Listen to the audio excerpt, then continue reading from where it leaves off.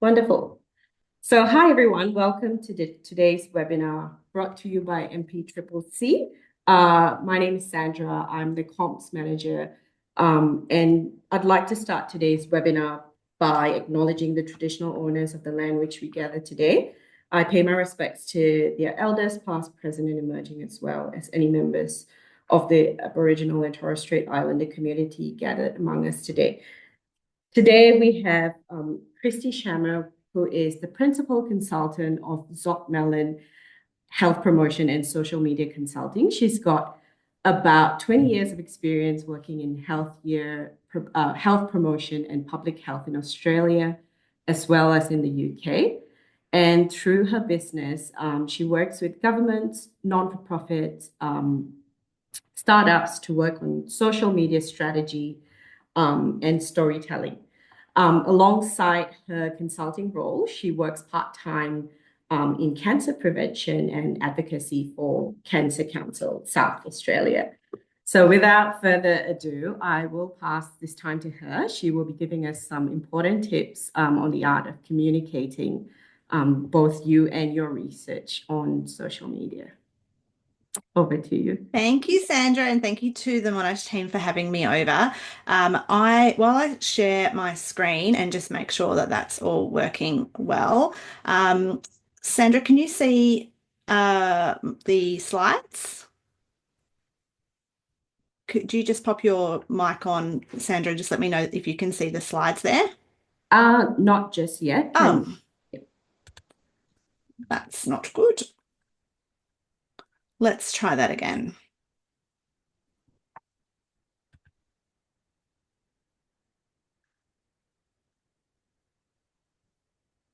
Okay, that might be a bit better. Can you see those? Yep, that's fine now. Excellent.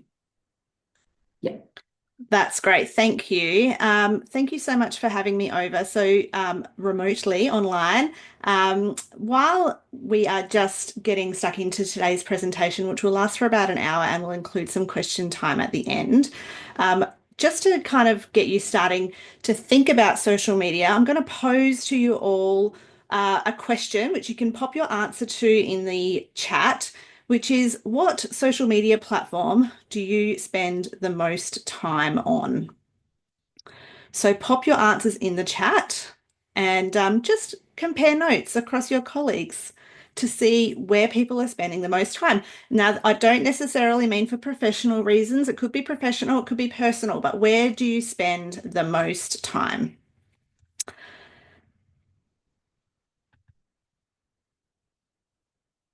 And everyone will have a different answer, and that's totally okay. And if you want to just also reflect on your answers and think, is that actually my favorite platform? Why do I spend the most time there? What do I get out of my time on that platform? What do I share on that platform? Am I more of a consumer? Am I a sharer? There are two very strong answers coming through, LinkedIn and Instagram. Pinterest, that's, I have to say, not one I see very often coming through when I ask people where they're spending the most time. Maybe somebody's planning something or designing something, or who knows. Lots of different reasons and lots of benefits to being on each individual platform. So in today's session, I'll just go through that in a moment. I do want to acknowledge that where I'm coming from today is what you might know as Adelaide, but it's the land of the Kaurna people. And I'd like to acknowledge that the land that I live on, that I work on, is the traditional lands of the Kaurna people. This is Adelaide and the Greater Adelaide Plains. And I'd like to pay my respects to elders past and present and extend that respect to all Aboriginal and Torres Strait Islander people, in particular those people who are in the room with us today in the Zoom room or watching the re-recording of this session. The slide image is chosen purposefully. It's actually a piece of art that was designed by an Aboriginal artist by the name of Casey Ray, who you'll find on social media. And it was designed with inspiration from Casey's social media followers. So Casey put out a request to her followers to choose some colours and look at how that might then translate to a piece of artwork. And I just think it's a really lovely way of showing how social media can be used to connect with followers.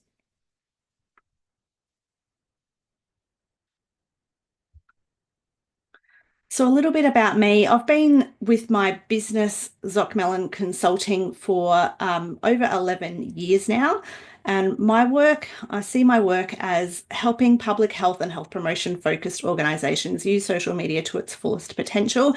I do a lot of in-person and online training, including strategy, pick my brain sessions, like one-on-ones, lots of training with teams, particularly those who are really focused on health promotion and public health.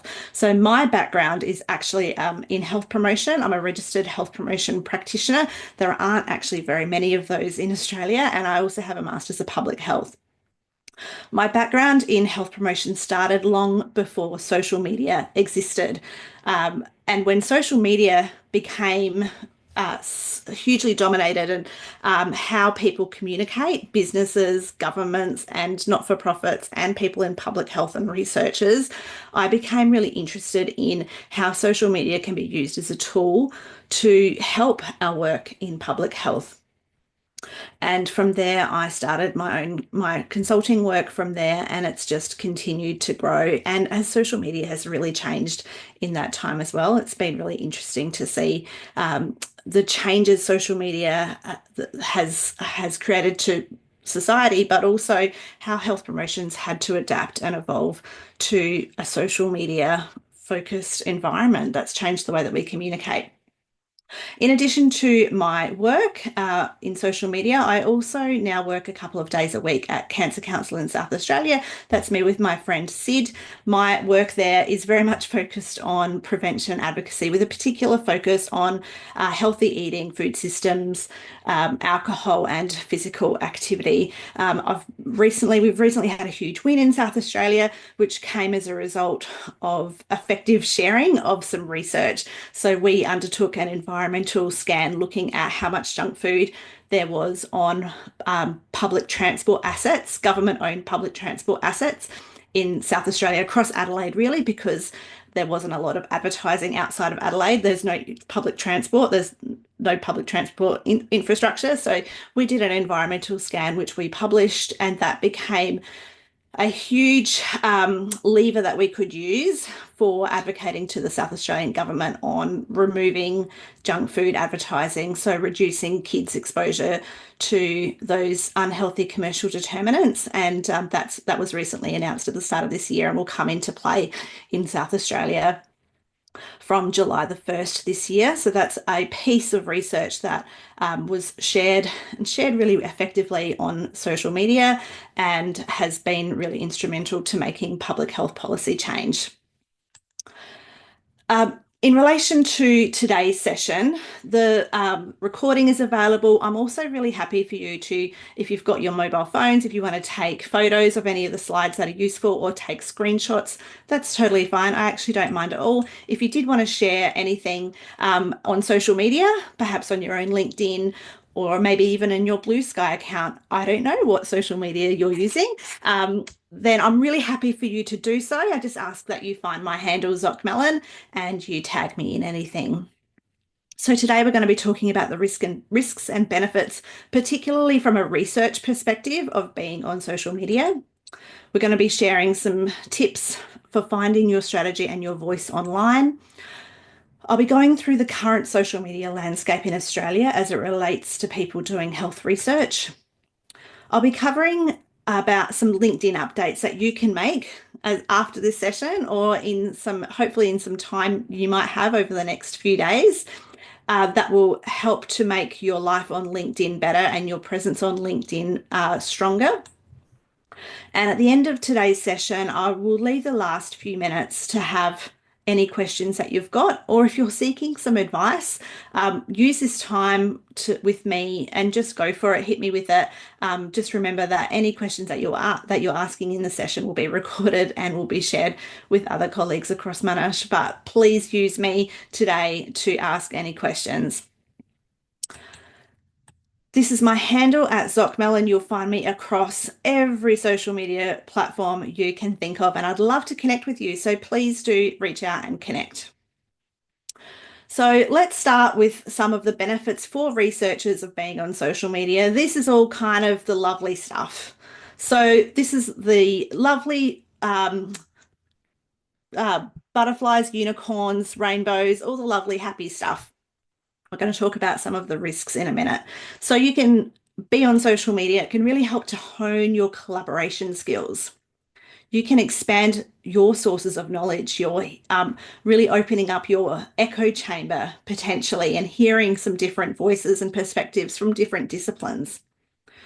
This can lead to interesting and exciting collaborations. Being on social media can increase your profile. It can even increase your citations and bump up your alt metrics. Something I know everybody in the Zoom room today will want is that your research will have an impact on community and professional understandings of your work and actually make a difference to the world. Something else I'm sure nobody would ever say no to is increased funding opportunities or maybe extra higher grants that you can go for. And something again that I know everybody wants is that by having a greater presence and might actually lead to your loved ones having a better understanding of what it is that you do, having a better understanding of your work. I'm not going to shy away from the risks and harms of social media either. So I want to be really upfront about these.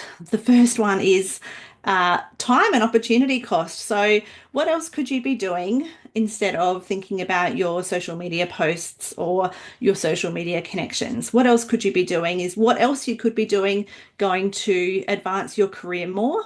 Are there opportunity costs of being on social media? Burnout, absolutely real. Can your social media, all the time that you're spending on social media, lead to feeling a sense of disconnection or that sort of burnout sense related to all of the time that you're spending on there, not having a break from it? Overwhelm, which is slightly different to burnout, which might be that sense of there's so many new changes happening all the time. There's so many platforms. I don't know where to start. I don't know how to repurpose my work. It all becomes too hard and you shut down. Also very real. Another real risk to research particularly is the trolling and online violence and the effects that come from that. And I've seen that firsthand because I have dared in the past to tweet about vaping and smoking and have been the subject of trolling, trolling farms, all of it. And it's really awful. And I've only just dipped my toe in the water and it was a horrible experience. So anyone who's ever, any researchers who've ever done anything related to smoking, vaping, vaccination have seen this and felt this firsthand. These are the risks to you as individual researchers. Beyond the risk to the individual, I also just want to acknowledge that social media also has potential harms to public health. Things like the word oligarch is now being used a lot more in 2025 than I've ever heard it in my lifetime. So the power and dominance of billionaires who are controlling these platforms and their risks to democracy and electoral processes. Going back to public health, thinking about mis and disinformation, vilification of different groups in society, scams, financial, emotional, physical scams that can happen online, harmful digital marketing that happens on social media. Again, back to the public health space, alcohol, junk food, gambling, all of these things happen on social media and other broader mental health harms, bullying and trolling that happen across social media landscape. So there's lots of harms of being online.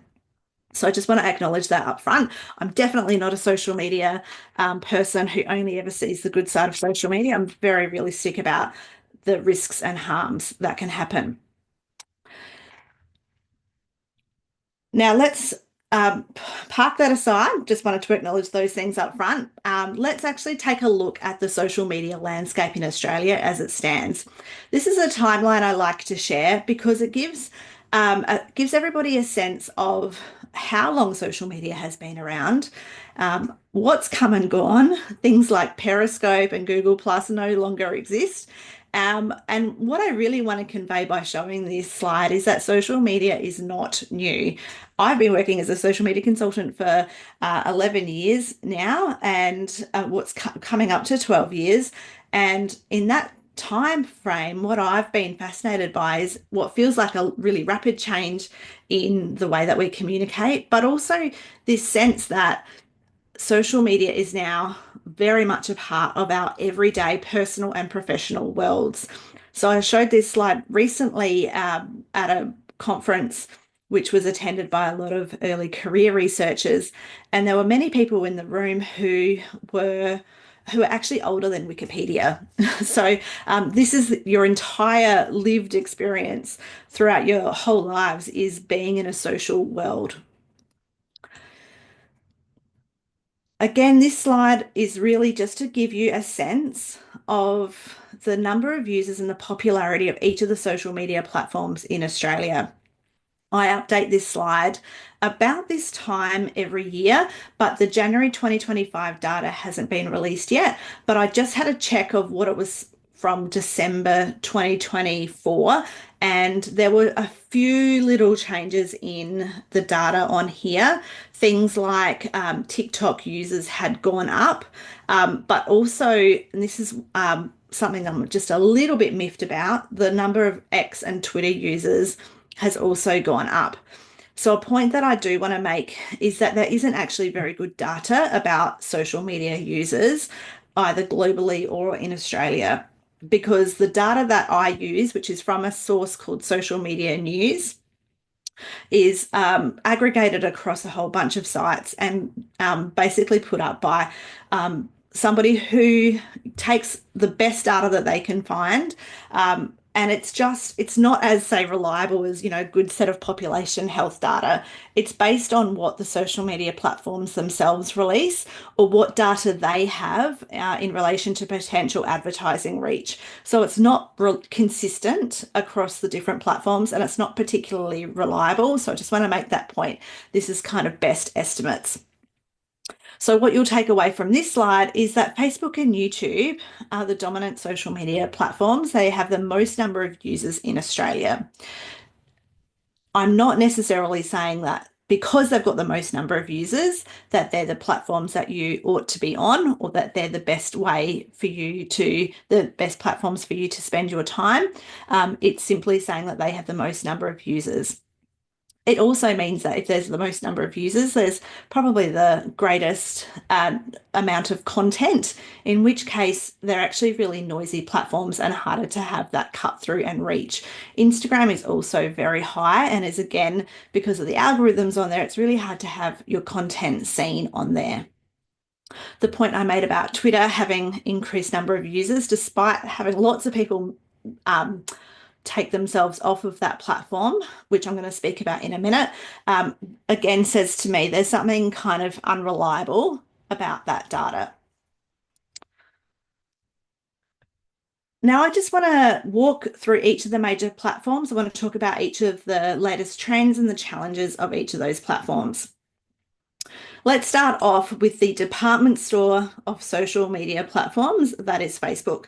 Facebook is still exceptionally popular amongst Australians, partly because there's so much to it. That's why I call it the department store. So you've got your normal Facebook feed, but on Facebook, you've also got your Messenger, you've got Facebook Marketplace, you've got groups, you've now got Facebook Reels, you've got stories. There are so many different components of Facebook. It's really fighting very hard to retain your attention.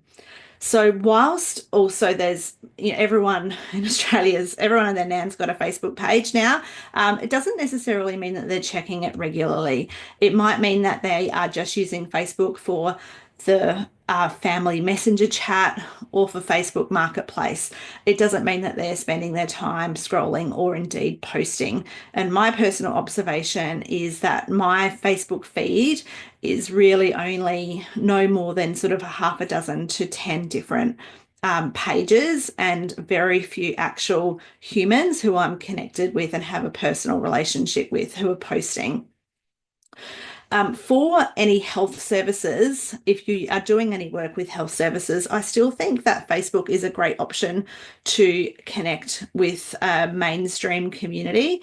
And it still is, from an advertising perspective, it's still quite affordable to do that targeted advertising as well. From an organic posting perspective, it's really hard to achieve any kind of organic reach.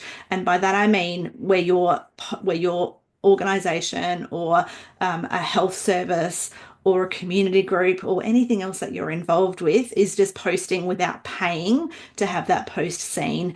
Your post, unfortunately, will only be seen by just a handful of people. So very much Facebook is now pay to play. So they are expecting pages who are on there to have their content paid. So to pay to have your content boosted or to have those Facebook ads.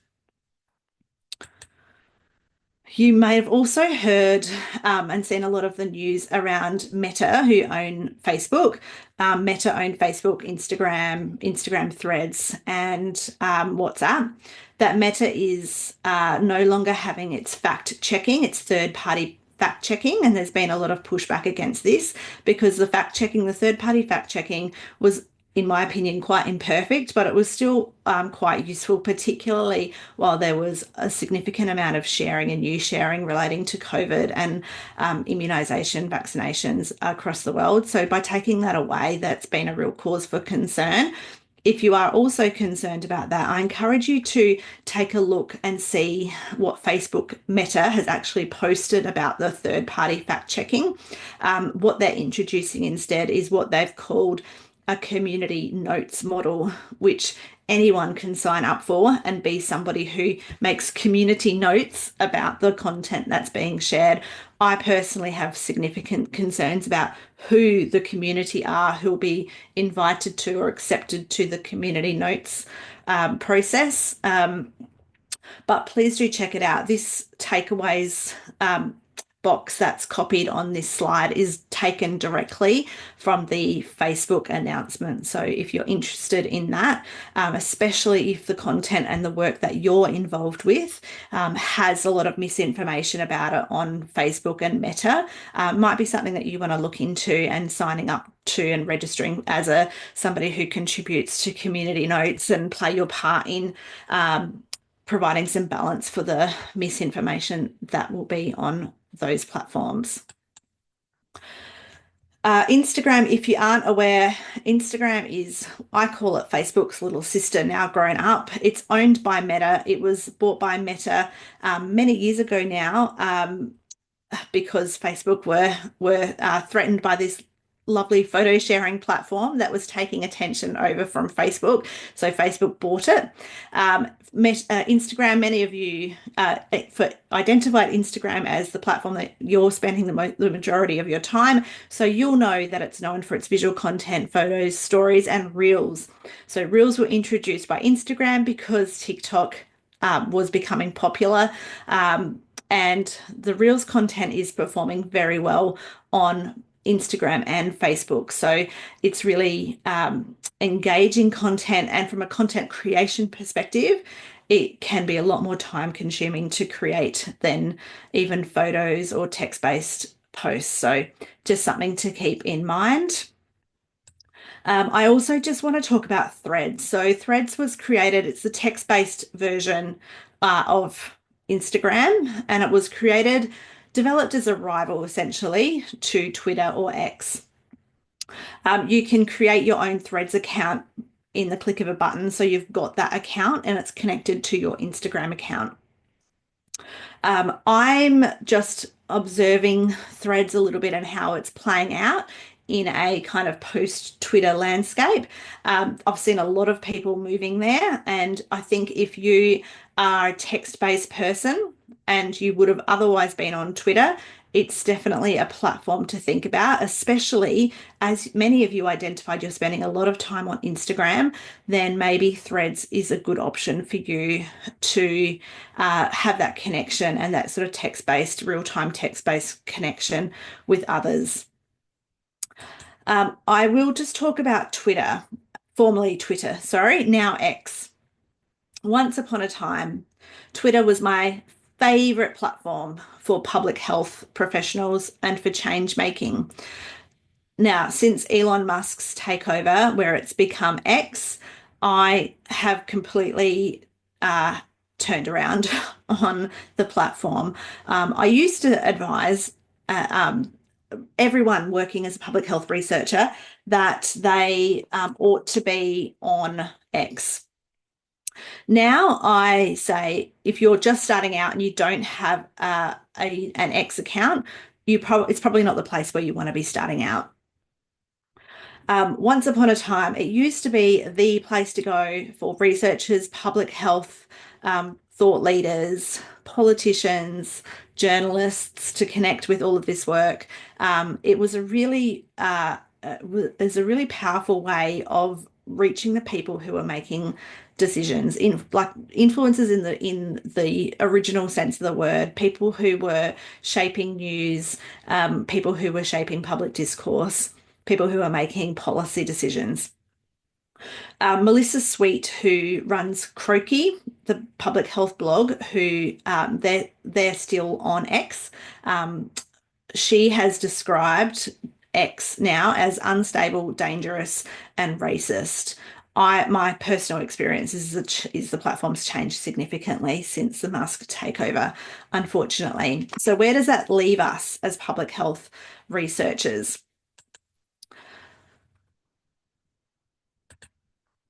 If you haven't heard or checked out, the best option coming in a post-X world is probably Blue Sky.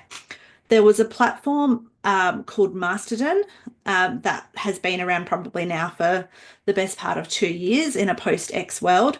However, it's really clunky.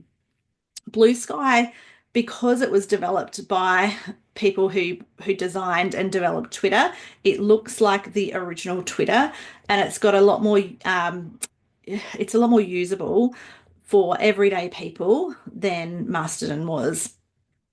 So there's a lot of people now who have moved over to Blue Sky, and Blue Sky and Threads are definitely the best kind of replacement in the social media market from the original Twitter or X.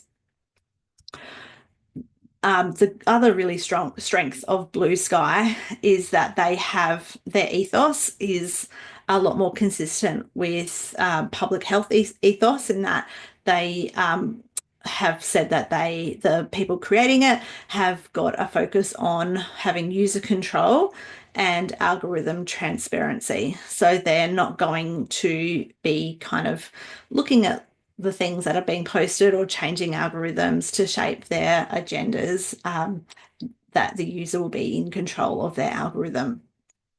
This is what's been happening in that space, which is really interesting. So a lot of news outlets have completely moved away from X now since Musk's takeover. This is the post from Guardian, and I just wanted to share the screenshot which says, "Under no one's thumb but yours," is what the Guardian have put up as their profile, their banner image on their X platform, and this is a screenshot of their piece that they published to explain why they're no longer posting on X. So their news stories and all of the news stories can still be shared on X. It's just that they're not posting original content on X themselves, so they're not kind of adding to it.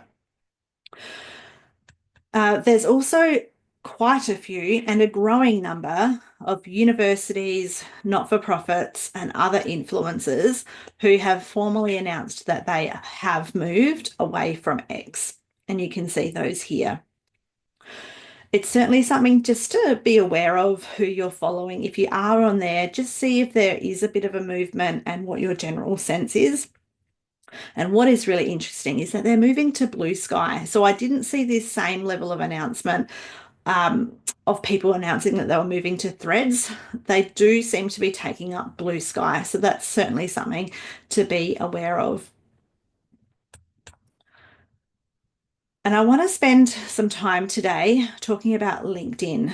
Now, in my opinion, if you're spending, I think everybody on this webinar ought to be on LinkedIn. I do think that LinkedIn is the most important platform for anyone working in a professional sense, even if you consider it to be a bit of people humble bragging, or even not so humble bragging. If you find it boring, if your algorithm isn't doing what you want it to do, or if you're not sure what to post, then I'm hoping that the time that I go over LinkedIn in this session might help to alleviate some of those objections. Because to me, I think, especially if you're starting out, it's particularly important to grow, to start on LinkedIn and to grow your professional networks on LinkedIn. I say here that the chances are you're not using LinkedIn as effectively or as much as you could be. LinkedIn is essentially a professional Facebook. A lot of people consider LinkedIn to be stuffy or even boring or full of people who are stroking their own egos or putting themselves out there in a way that kind of comes across as it can come across as a bit egotistical. However, there's my experience of LinkedIn is I receive a great deal of professional news and updates from my colleagues in public health on LinkedIn, including just professional movements, people starting or leaving different jobs. That's really helpful to know because then I know who I'm actually reaching out to in those organizations. I see people publishing, posting about their publications or their research on there. I can see who's connected on there. It's really helpful to know because public health is actually very social, and it's very important to know who's who and what they're doing and who they're connected to in case you did need to make or you did want to approach somebody you know to make an introduction, that kind of thing. It's really important to have that sort of sector news and to see that industry or sector news on there as well. I encourage anyone who, if you're wanting to spend a bit more time on LinkedIn, I encourage you to get the LinkedIn app as well as using it on desktop. And if you're ever waiting to catch the bus or the train or the tram, open up LinkedIn instead of another social media platform and just spend a couple of minutes making those connections or accepting those connections, having a quick scroll and using your social media scroll time, just spending a fraction of that on LinkedIn. I do want to talk about TikTok, and it might not be what you're expecting to hear in a session for researchers on social media. However, TikTok in 2025, coming into 2025, definitely from the last couple of years, has the greatest influence of all social media platforms at this moment in time. Now, depending on who you are and what you're doing, what your area is, I'd say that if you are really, really keen to grow your influence and to make connections with different communities, that TikTok is the place to start. It's definitely not going to be for everyone, but it has significant influence across all of the other platforms. So now what I'm seeing is the Reels content that you're seeing is what was on TikTok kind of 6 months ago. So TikTok is where the news is now being generated from. For example, I have seen quite a lot of growth of micro communities in a range of topics in Australia and globally. Topics about neurodivergence, mental health, anti-poverty, alcohol and other drugs, sex workers, healthcare providers, and many, many more, talking about their area of work on TikTok. And that from there leads to traditional media. Traditional media grabs thought pieces. It grabs the content from these micro communities and publishes that on traditional media. There is this blurring between traditional media, so what you'll see on newspapers, um, radio, TV, and social media. Things that now start on social media become mainstream news, and then it's shared on that traditional media, and then it feeds social media, and then it's discussed on social media, keeping these kind of issues alive. Here's one of many examples of where TikTok generates news stories. This one was about communities on TikTok leading to people seeking diagnosis and support for autism and ADHD. This is from a few years ago, and it's just continued. There's just more and more news stories on traditional news outlets like Seven or ABC, or especially some of the more populist traditional media who find their news and what's being discussed in communities who are finding that on TikTok particularly. And it's not just the communities who are generating this content. I did want to share this slide of researchers from a science-based background out in and outside of public health, who I think are doing a really terrific job in science communication on TikTok. So definitely worth checking these out. They're not just on TikTok, they're across a whole bunch of other platforms as well. So if you're looking for some inspiration and seeing some ideas on how people share their voice and their research online, here are some to start out with. These are from Australia and overseas. The other trend from a TikTok perspective is that, particularly for a younger generation, for the Gen Zs and the Gen Alphas, they're not Googling as much as perhaps we are. TikTok is the new search engine. So instead of trying to find answers to questions or looking things up on Google, people are using the TikTok search. Just something to keep in mind.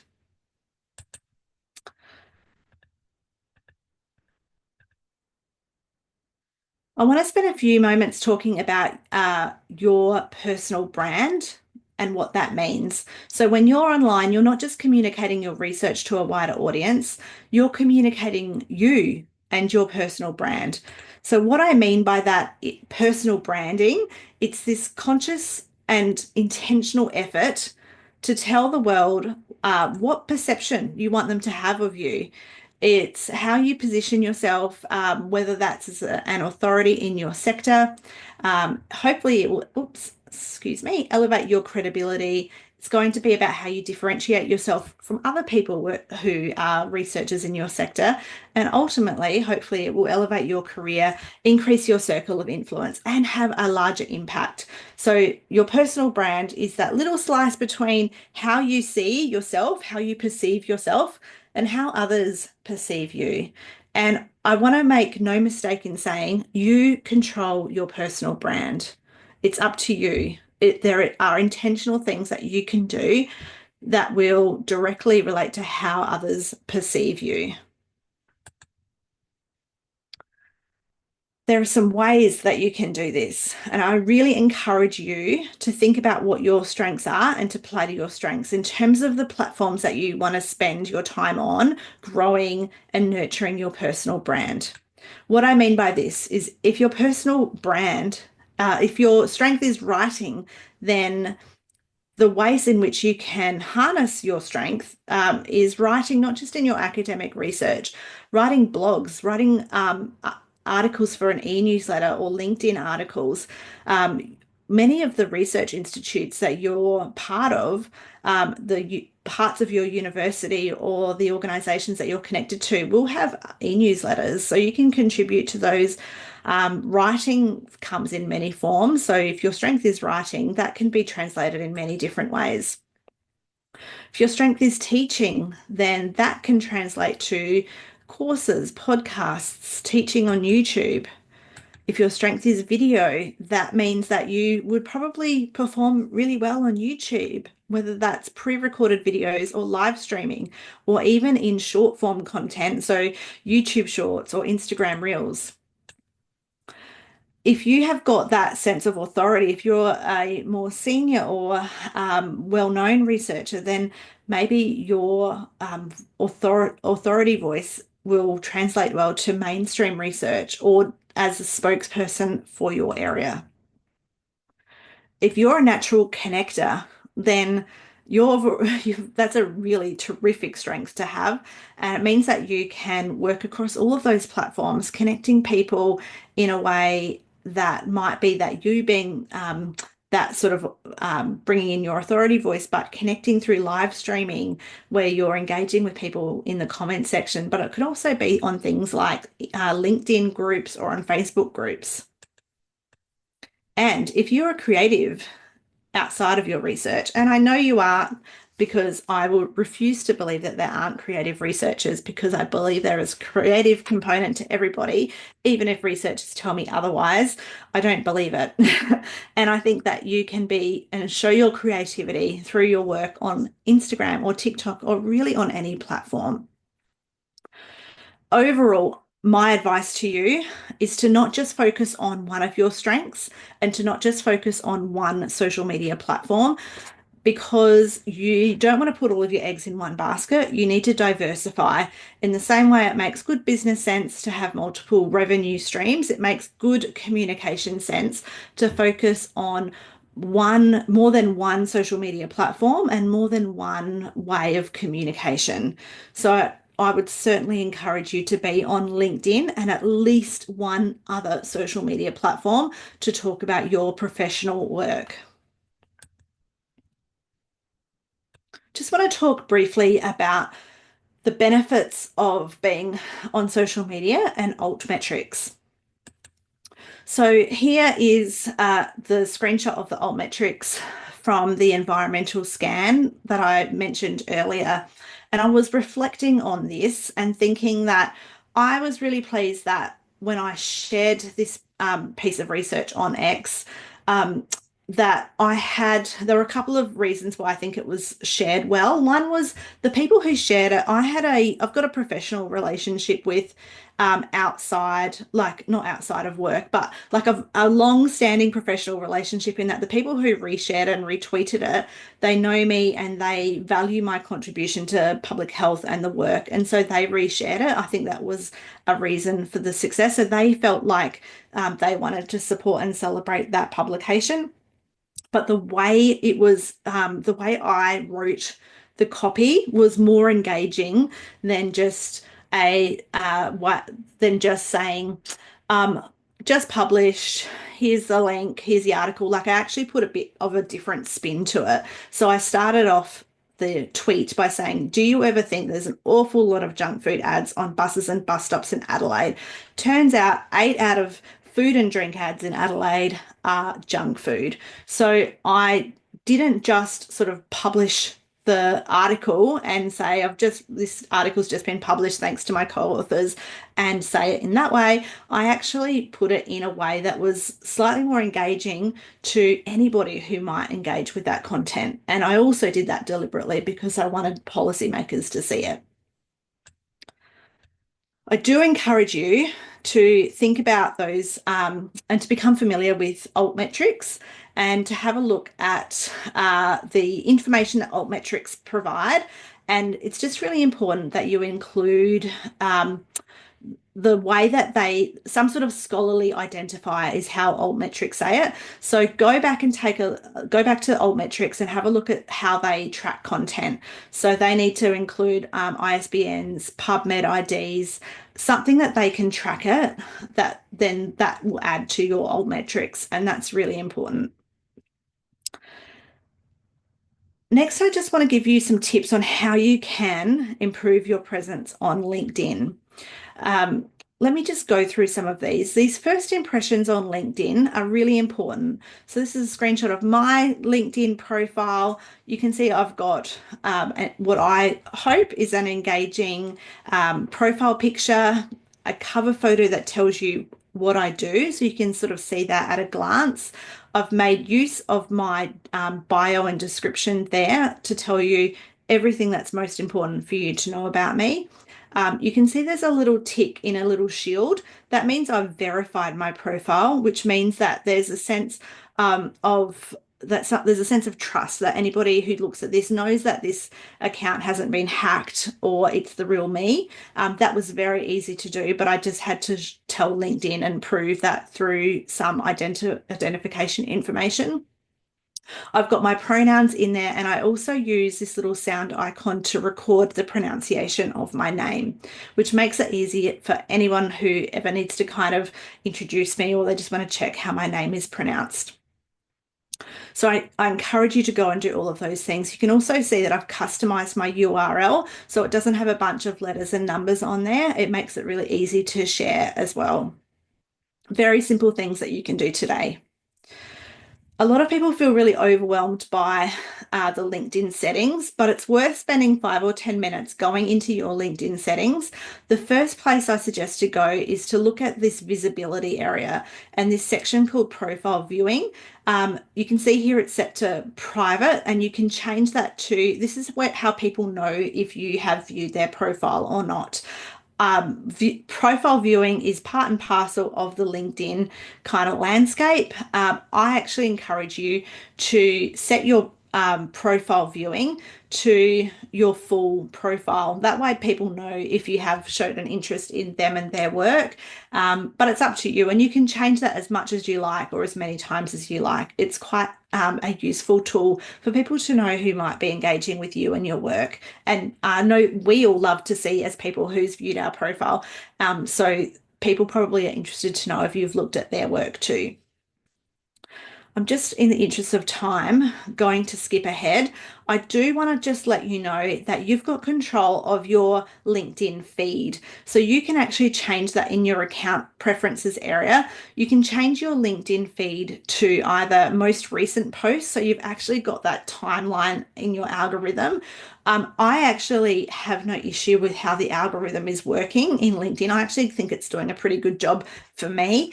So I trust the algorithm. I know that's quite controversial, but I actually don't mind it. I actually am happy to have the algorithm tell me what the most relevant posts are. And again, you can change that and experiment with that to see what works for you.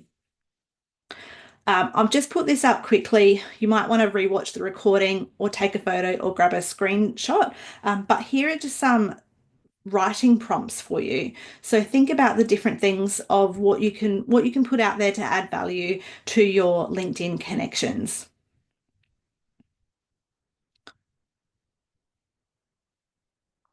And again, I'll just leave this up briefly, but there's a whole bunch of this to-do list, things that you can do. Won't take too long, but this is a really great way to optimize your LinkedIn profile. It starts with making sure that you've got your profile on there and you've got a cover image on there, that your headline is up to date, that it summarizes who you are, your expertise, and what you want to be known for, so that you're intentionally curating how you want to be perceived by people in your professional world. There's a whole bunch of other things on there that you can do. So please feel free to, and I'm happy to share the slides with Sandra as well, and so that they can be disseminated to you and you can go back through this checklist.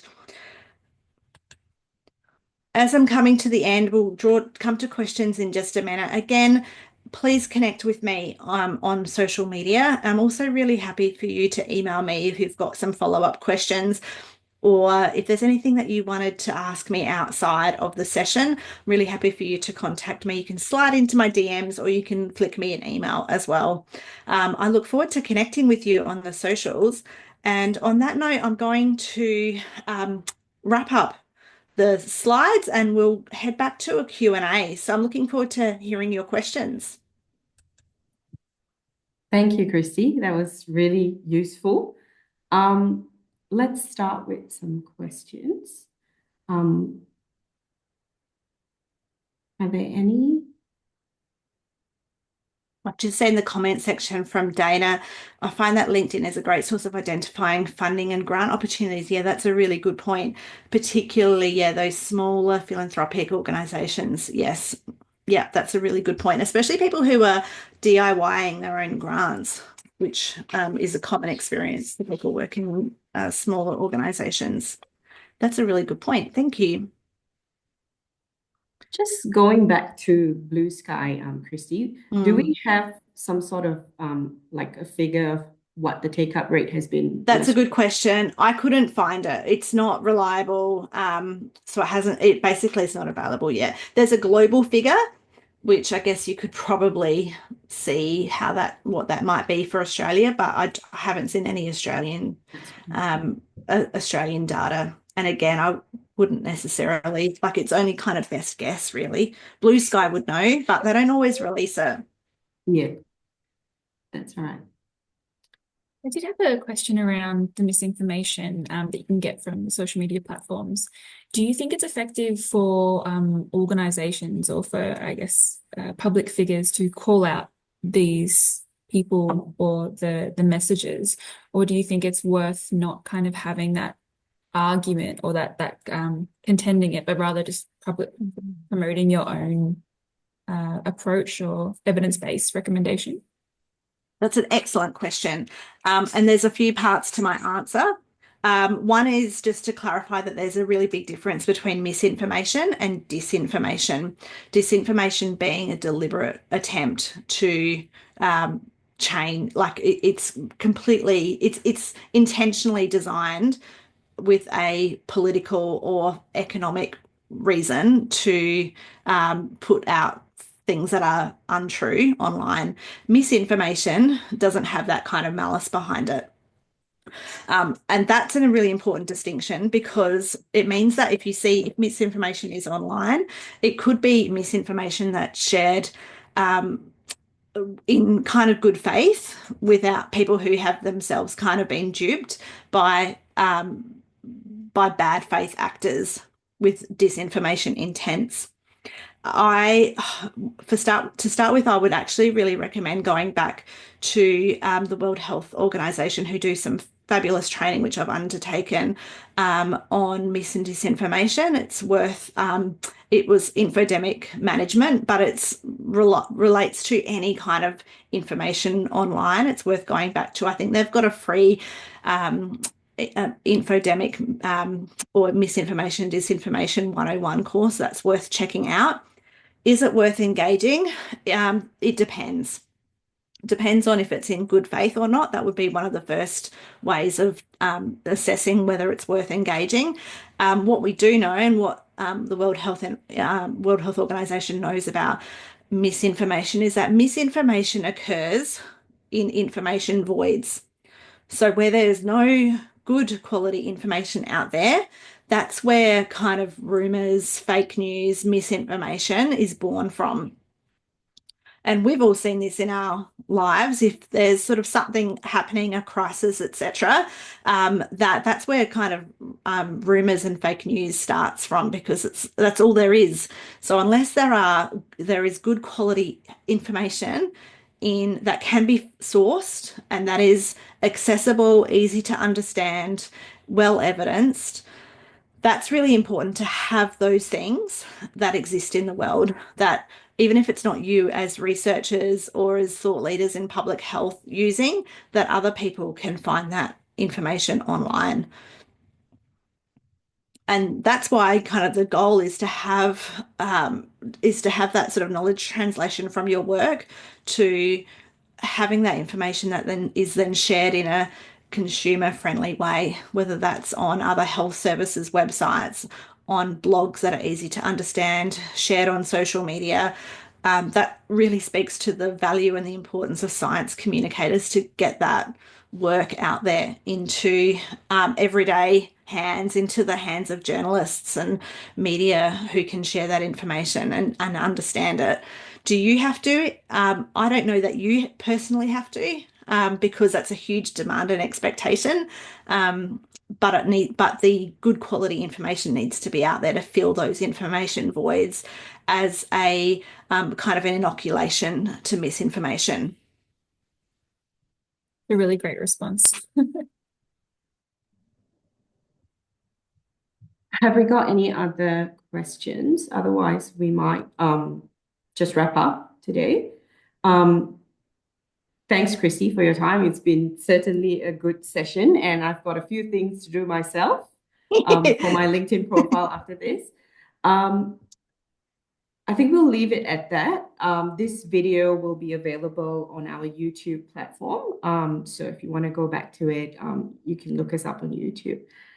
Thanks everyone for your time, and thanks, Christy, again. Thanks so much for your time and joining us today. Thanks for having me to the Monash team. Thank you.